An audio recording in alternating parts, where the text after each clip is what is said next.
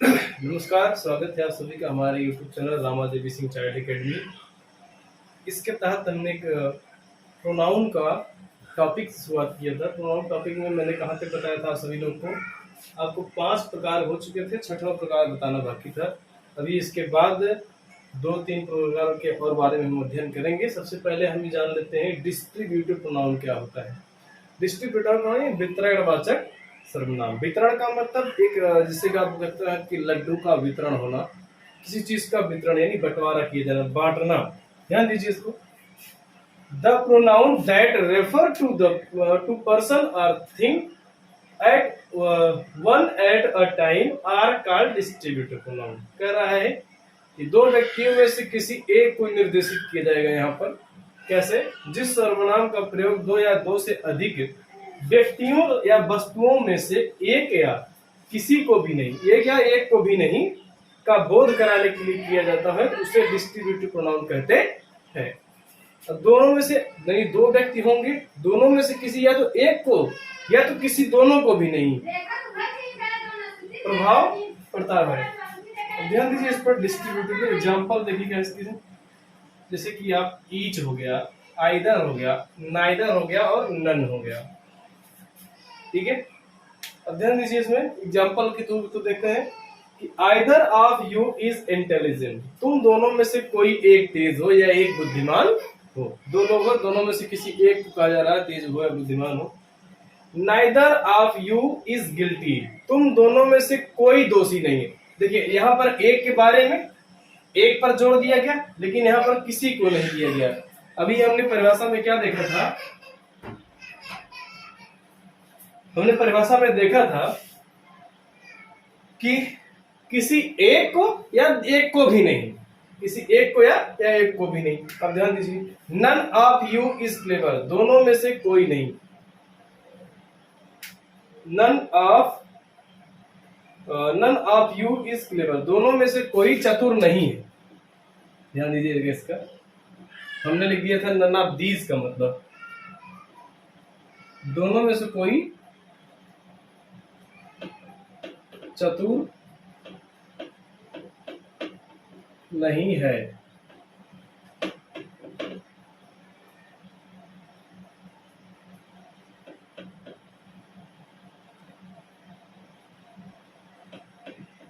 ध्यान दीजिएगा इस पर थोड़ा सा। बोर्ड आज डिस्टर्ब हो गया, इसके लिए आपको माफी चाहता हूँ। दरअसल बोर्ड अपनी जगह से ये कील इसकी उखड़ गई है, इसलिए आज ब्रेक डांस कर रहा है और मुझे भी करा रहा है। तो इससे थोड़ा सा नाराज आप जरूर होंगे, लेकिन इस स्टडी पर कोई फर्क नहीं पड़ रहा है। ये मेरे लिए खुशी की बात है और उम्मीद करता हूँ आप हमारी समस्याओं को समझेंगे। अब ध्यान दीजिए, यहाँ पर कह रहा है नोट में, इसमें भी एक नोट है, 500 का नोट है, गिरा, उठा लो। यदि डिस्ट्रीब्यूटिव प्रोनाउन के तुरंत बाद कोई नाउन आता है तो उसे डिस्ट्रीब्यूटिव एडजेक्टिव कहा जाता है। यहां भी नाउन का झमेला है, पिछले में भी नाउन का झमेला था, डेमोन्स्ट्रेटिव में भी था।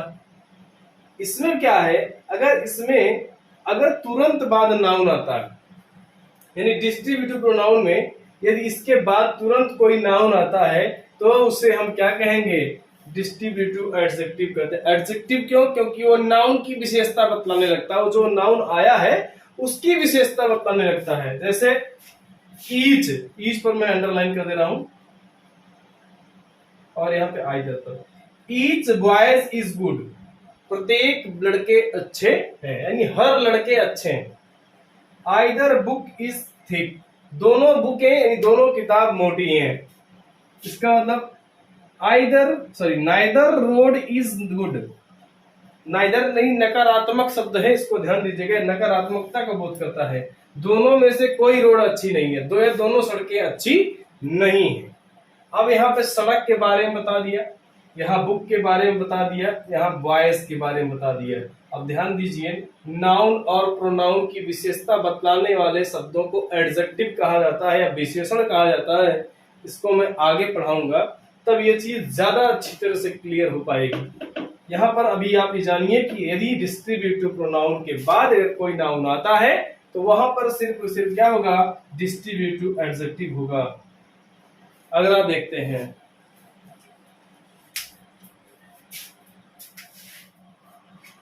तो रिसाइप्रोकाल प्रोनाउन पर हम ध्यान देते हैं, इसको ध्यान देते हुए आगे बढ़ते हैं। रिसाइप्रोकाल प्रोनाउन मतलब परस्पर बोधक सर्वनाम। रिसाइप्रोकाल प्रोनाउन का मतलब होता है परस्पर बोधक सर्वनाम, और इस परस्पर का अर्थ होता है आपस में, कोई भी काम आपस में होगा।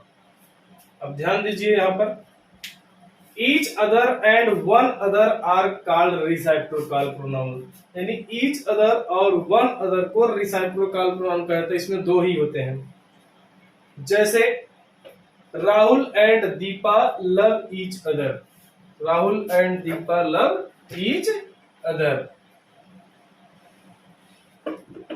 राहुल और दीपा एक दूसरे से प्यार करते हैं, तो ईच अदर क्या हो गया हमारा, रिसिप्रोकल प्रोनाउन हो गया। Kundan Kunal and Kushal are beating one other, Kundan Kunal और कुशल एक दूसरे को पीट रहे हैं। Seema and Radha are fighting with each other, Seema और राधा एक दूसरे से लड़ाई झगड़ा कर रही है। अब लड़ाई झगड़ा कर रही है तो आपस में कर रही है, आपस में आ रहा है नहीं शब्द, तो ईच अदर का मतलब क्या हो जाएगा, यही क्या हो जाएगा, रिसिप्रोकल प्रोनाउन हो जाएगा। इसमें एक कमाल की बात यह है, ध्यान दीजिएगा, जब बात सिर्फ दो व्यक्तियों को हो, दो व्यक्तियों के बीच, दो व्यक्तियों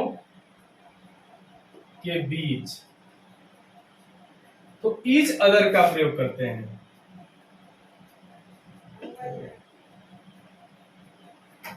किसका प्रयोग करते हैं, ईच अदर का प्रयोग करते हैं। लेकिन जब बात दो या दो से अधिक हो, दो व्यक्तियों से अधिक होने पर,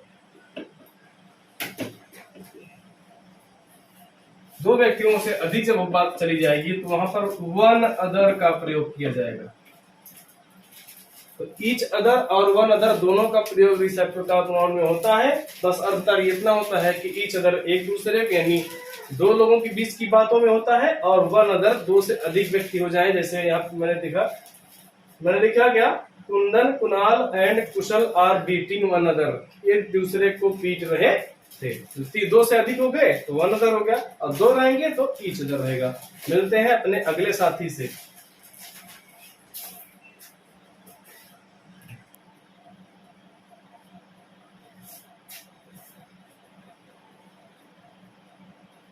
चलिए हम आठवां देखते हैं, रिलेटिव प्रोनाउन। रिलेटिव प्रोनाउन मतलब संबंधवाचक, संबंध समाप्त, एक दूसरे से संबंधित होगा, संबंध स्थापित करेगा। ध्यान दीजिए, relative pronouns are use for nouns which mentioned previously. Relative pronouns can be used join to sentences. अब कह रहा है कि वह सर्वनाम जो वाक्य में उससे पहले आई संज्ञा से संबंध बताता है, जो उससे पहले आई संज्ञा से संबंध बताता है, या बाद में आने वाले दूसरे वाक्य से जोड़ता है, उसे रिलेटिव प्रोनाउन कहा जाता है। रिलेटिव प्रोनाउन का मतलब, पहली बात तो वो वाक्य में पहले से आई हुई जो नाउन आया है, अभी तक नाउन का बाद रहता था, दूसरा कुछ कर ही रहता था, लेकिन अगर इससे पहले जो नाउन आई है उसके संबंध से उसका संबंध स्थापित करता है और बाद में किसी और वाक्य से जोड़ देता है, तो उसे हम क्या कहते हैं, रिलेटिव प्रोनाउन कहते हैं। अब ध्यान दीजिए, whom, who, whom, which, whose, which में दो बार लिख दिया है, इसके लिए what, that, प्रमुख, ये सब क्या है, प्रमुख रिलेटिव प्रोनाउंस हैं। अब आप पूछेंगे सर ये दो तीस ऐसे हैं जो कि क्वेश्चन पूछने के लिए भी किया जाता है, लेकिन यहाँ पे क्वेश्चन पूछने के लिए नहीं किया गया, बल्कि एक दूसरे से संबंध स्थापित करने के लिए किया गया। अब ध्यान दीजिए, एक एग्जांपल मैं यहाँ लिखा हूं,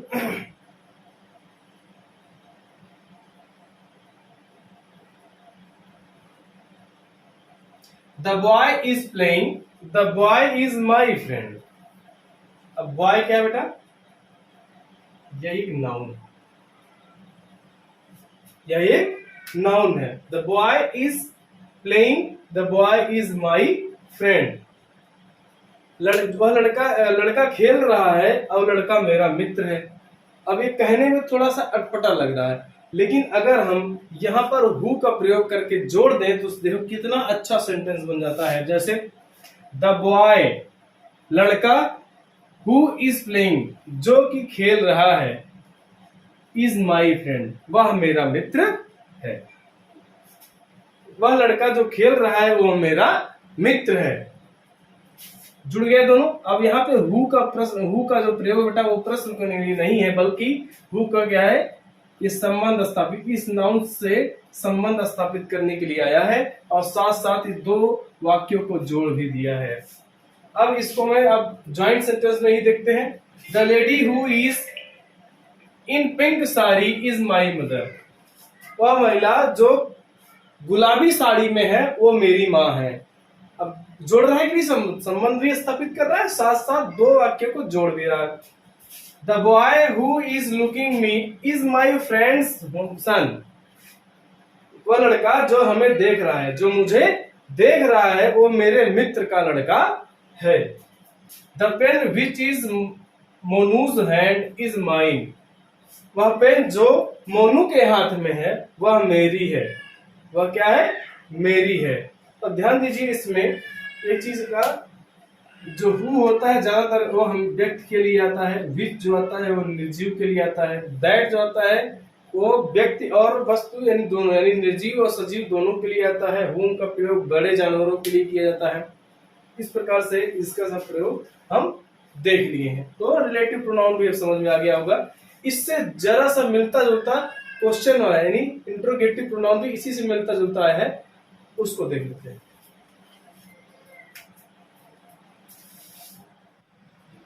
चलिए देखते हैं इंट्रोगेटिव प्रोनाउन के बारे में। कह रहा है कि an interrogative pronoun is used to ask a question and the answer of which is definitely a noun और प्रोनाउन। इसका मतलब कि ऐसा प्रोनाउन जिसका प्रयोग प्रश्न पूछने के लिए किया जाता है, उसे हम क्या कहते हैं, इंट्रोगेटिव प्रोनाउन कहते हैं। और उत्तर में जो मिलेगा वो कोई न कोई या तो नाउन होगा या तो प्रोनाउन होगा। जैसे यहाँ पे हु को मैं अंडरलाइन कर रहा हूं, हु को समझ लीजिएगा। आज थोड़ा बोर्ड अपनी जगह से उखड़ गया है, इसलिए हवा में ये ब्रेक डांस कर रहा है। इसकी डांस की तरफ ना ध्यान देते हुए आप पढ़ाई की तरफ ध्यान दीजिएगा। जिसका उत्तर एक नाउन या प्रोनाउन होगा उसे हम इंट्रोगेटिव प्रोनाउन कहेंगे। जैसे हु आर यू, पूछा तुम कौन हो, तुम कौन हो, तो उत्तर आएगा मैं आशुतोष हूं। मैं क्या हूं, आशुतोष सिंह। यदि पूछेगा विच इज योर मोबाइल, तुम्हारी मोबाइल कौन सी है, किसकी है, ये हमारी मोबाइल भैया वीवो की है। कोई न कोई नाम आ रहा है। व्हाट इज योर ब्रदर, तुम्हारा भाई क्या है, तुम्हारा भाई क्या है, तुम्हारे भाई क्या है, तो किसी न किसी पोस्ट पे होगा, या तो फार्मर होगा, या तो वह डॉक्टर होगा, या इंजीनियर होगा। तो आप यहाँ पे लिखिएगा डॉक्टर है या किसान है। तो कुछ आप जरूर कर सकते हैं कि आप जो भी प्रश्न पूछेंगे तो उसका जो आंसर होगा वो क्या होगा, ये प्रोनाउन होगा। कह रहे हैं यदि हु विच व्हाट के तुरंत बाद यदि कोई नाउन आ जाता है, इसमें भी एक शर्त है। इस शर्त को हम यहाँ पर नोट कर दिए हैं, इसको ध्यान दीजिएगा कि यदि हु विच व्हाट के तुरंत बाद नाउन आता है तो उसे इंट्रोगेटिव प्रोनाउन ना करके उससे इंट्रोगेटिव एडजेक्टिव कहा जाएगा। अब एडजेक्टिव चूंकि नाउन और प्रोनाउन की विशेषता बतलाता है और प्रोनाउन आता है नाउन के स्थान पे, तो फिर दोबारा नाउन आने का कोई संभव नहीं होता। यदि दोबारा नाउन आता है तो उसे प्रोनाउन ना कर करके उसे हम एडजेक्टिव की संज्ञा देते हैं। जैसे whose book is your, whose आया था, प्रश्नवाचक शब्द भी आया, लेकिन उसके बाद तुरंत बाद क्या आ गया, नाउन आ गया।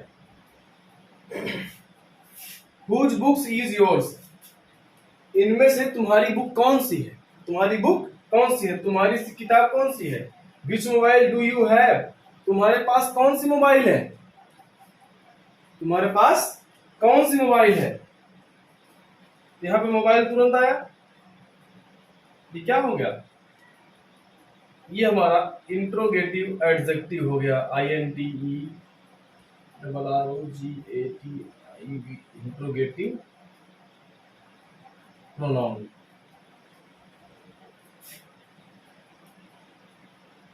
है दोनों ही प्रश्न पूछने के लिए, लेकिन इनका प्रयोग अलग अलग तरीके से अलग अलग जगहों पर होता है। अब मुझे लगता है कि इसमें अब किसी कोई दिक्कत नहीं होगी। मैंने जितना प्रोनाउन शुरू से पढ़ाया, आप उसके पिछले क्लासों में जाकर उसका रिवीजन कर सकते हैं, नोट्स बना सकते हैं। ठीक है, तो आज की क्लास को यहीं पे खत्म करते हैं। जय हिंद, स्वस्थ रहें और मस्त रहें।